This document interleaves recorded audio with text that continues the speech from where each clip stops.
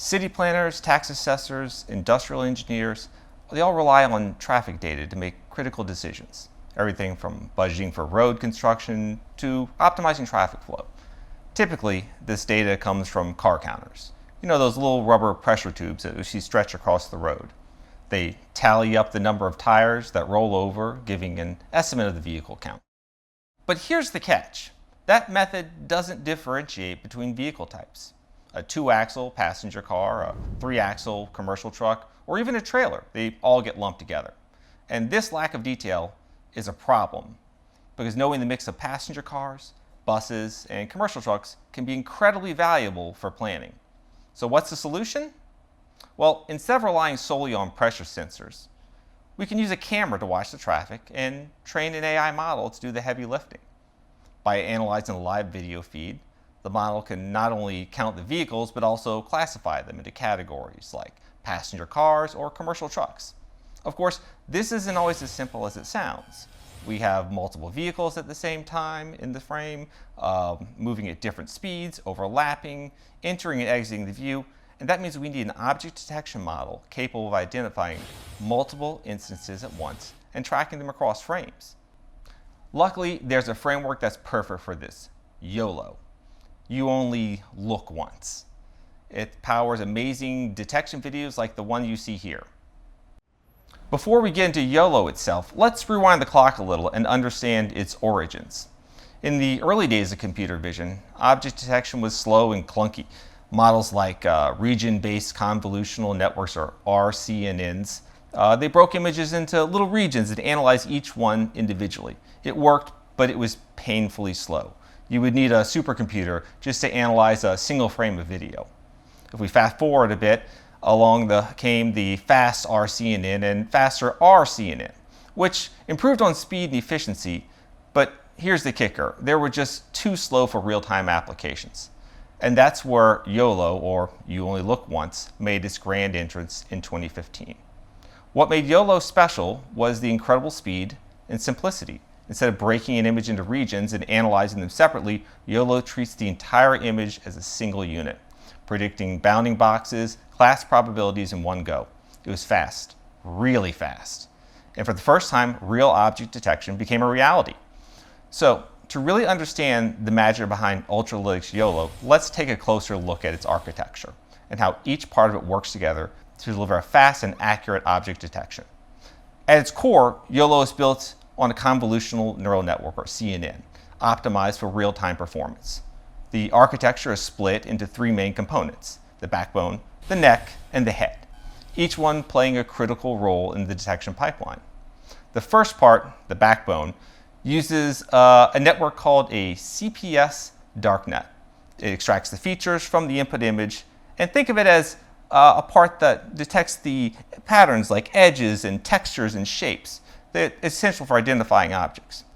It relies on convolutional layers, or Conv2D, for feature extraction and batch normalization to speed up training. What makes the backbone particularly effective is its use of skip connections inspired by ResNet. These allow information to flow more efficiently through the network and help to avoid vanishing gradient issues that make the model perform better on deeper architectures. Next, we have the neck, which acts as a bridge between the backbone and the final detection head. The neck is built using Path Aggregation Network, or PANNet, and its main job is to fuse the features across from multiple scales. Why is that important? Well, objects come in all shapes and sizes, small cars at the distance and large trucks way up close. And the neck ensures that the model can detect them all. It combines fine-grained details from shallow layers to broader, more abstract information from deeper layers, using techniques like feature pyramid networks, FPNs, and path aggregation. Finally, we reach the detection head, where the actual predictions happen. This part of the network that outputs the bounding boxes, the class probabilities, and the confidence scores in one single forward pass. Yolo divides the input image into a grid where each grid cell predicts a fixed number of bounding boxes along with their confidence scores. It's a grid-based prediction that allows Yolo to be both fast and efficient. To optimize its predictions, Yolo uses a combination of 3 loss functions. bounding box loss, specifically CIU loss, which measures how accurately predicting the bounding boxes align with the ground truth intersection over union. The object loss, which evaluates how confident the model is that the predicted box contains an object. And finally, the classification loss, based on cross entropy, which checks how well the classified objects detect into respective categories. Together, these components, the backbone for feature extraction, the neck for multi-scale fusion, and the head for prediction, allow Yolo to detect and classify objects with remarkable speed and accuracy. Yolo has undergone many iterations over the years and has been implemented in frameworks like TensorFlow and Keras, with its latest version being developed and optimized in PyTorch by Ultralytics. Before we can train a model, we're going to need a data set, and thankfully RoboFlow makes that part a breeze. RoboFlow is an excellent platform for finding, managing, and exporting data sets for computer vision tasks. With just a few lines of Python, I can download a data set in Yolo format, which is perfect for our project. Here, I'm pulling down a data set of 15,000 images containing bounding box annotations for 12 classes. The Yolo format organizes the data into train validation folders, which each have their own image and a corresponding text file containing the bounding box coordinates and the class labels. Each label tells us the object class like car or truck, etc., and the bounding box with similar coordinates, width and height. This gives the model the information it needs to learn where the objects are and what they are. Now I decided to start with the original Keras implementation of Yolo v8. There's a great tutorial on the Keras website for training a custom model, so I thought it would be a solid starting point. So let's get this done. So first we import the libraries and set up the classes, and we separate data folders, and then we load the data set, which means we import the bounding boxes and iterate through the files and add some checks for good measure and make sure that the values have the right data shape. Now we shuffle them and set up the train and validation split because the data set was all in one folder, and now we train and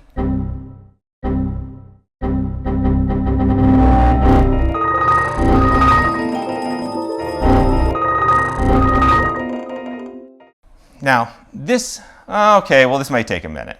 2 hours later. With a bit of work adapting the binding boxes, we're ready to start training. Okay, now it's training, and after a few hours, I realized it's going to take over 600 hours to train. So I cut the data set down from 15,000 to 2,000 images, but it's still going to take 20 hours of GPU time. While that's cooking, let's look at the Ultralytics implementation. Now, Ultralytics has developed a powerful model, streamlined the training process to take only a few lines of code. So you're going to notice it's much simpler. But this is not just another pre-trained model. It's a fully developed API for object recognition with PyTorch. Now, with just a few lines of code, I specify the train and validation folders, and it's off to the races. Let's look at that training code again, and I'll break down the key parameters and features. I'm going to start with 100 epochs, but we have early stopping on since we're likely to overfit well before the relatively small data set of about 1,500 images that we're working with. Since most of the hyperparameters are specified in YAML file, and I'm working with Google Colab, I did find it easier to dynamically generate the YAML in Python code. If you're developing with a proper ID like VS Code, you can just open another terminal window.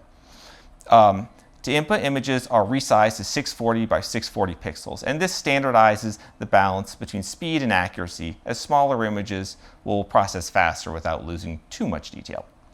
The batch size specifies the number of images processed at once, and the default works well, but you can adjust that based upon your GPU memory capacity and optimize for training speed. One of the things I like about the Ultralytics Yolo implementation is how much it simplifies the training process compared to more manual frameworks like Keras. It's having a set of smart tools that can handle the heavy lifting for you. For starters, Yolo automatically saves the checkpoints as the model trains. You don't have to worry about setting up custom callbacks. It saves both the best performing models based on validation performance and the final model after training wraps up. By default, these are stored in an organized directory all ready to use without any configuration on your part. It also comes built in with learning rate scheduling. Instead of manually tuning how your rate changes over time, Yolo adjusts it dynamically during training, helping the model converge faster for more efficiency. Then there's the data preprocessing augmentation. That one saved me a lot of time. It's often a pain to implement manually by hand, and Yolo handles this seamlessly. It resizes the images to specified input size, like 640 by 640, and applies the augmentations like flipping, scaling, color jittering, and these augmentations can help improve the model's ability to generalize to new images without any extra coding. On top of that, Yolo computes the key metrics like MAP, or mean average precision, automatically during the training.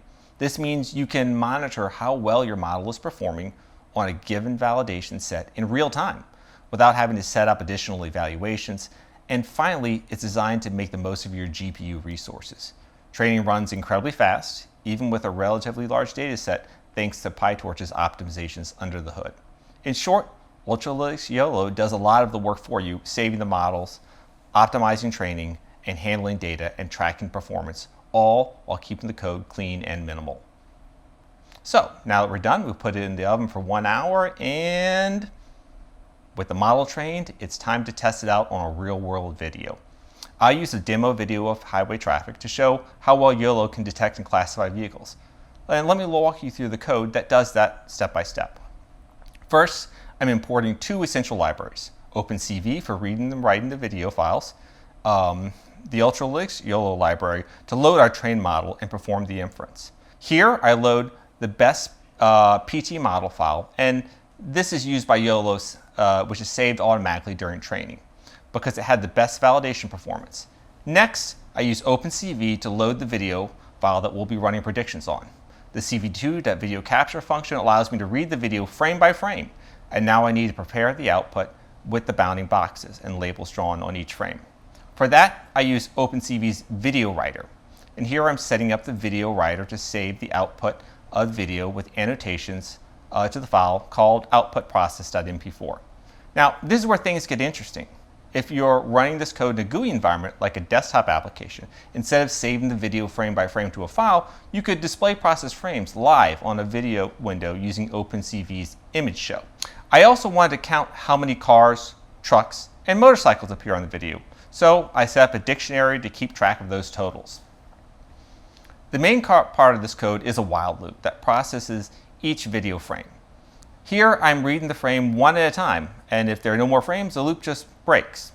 Inside the loop, I run Yolo inference using the track method. And now that we have the results, I loop through the detections to identify the class of each detected object and update the counts. The detection gives me the class ID like 0, 1, 2, 3, or 4, or 5, and the model names is just a list of names like car, motorcycle, or truck. I use the class ID as an index to get the actual class name. And then I increment the count and the class counts dictionary. The plot function takes care of drawing all the objects on the frame, and then I save the updated frame to the output using out.write. Finally, once the video has been processed, I just release the resources and print out the class counts. The cap.release and out.release functions ensure that OpenCV cleans up all the resources. I then print out a summary of how many times each class was detected in the video. To recap, I loaded the trained Yolo model, I pre-processed the video frame by frame, and then ran the model on each frame and tracked the class counts. I saved the annotated version of the video and printed out the total counts for each vehicle type. Now, we ran our Yolo model on the test video. Let's take a look at the results. You can see Yolo does an excellent job at detecting the vehicles, identifying cars and trucks and motorcycles and drawing accurate bounding boxes around them. However, the classification isn't always perfect, especially for similar looking vehicles like small trucks and large cars. This is completely expected because we're working with a relatively small data set of only about 1,500 training images, and the classification accuracy improves significantly with larger and larger data sets. The great thing about this project is that it provides a solid starting point. By adding more high-quality labeled data, fine-tuning hyperparameters, or even experimenting with other Yolo variants, we can improve classification accuracy over time. For now, this demo showcases what's possible: an AI model that can detect and classify multiple objects in a real-world scenario, like vehicles on a busy highway, just using a video feed and a few lines of code. To wrap up, this project highlights the power and accessibility of modern object detection tools like Ultralytics Yolo. With just a basic understanding of Python and some high quality training data, we built a system that can count vehicles, classify them into categories, and process real-time video feeds. The potential applications are huge for traffic monitoring, for city planning, smart transportation systems, or even deployment on edge devices for live analysis.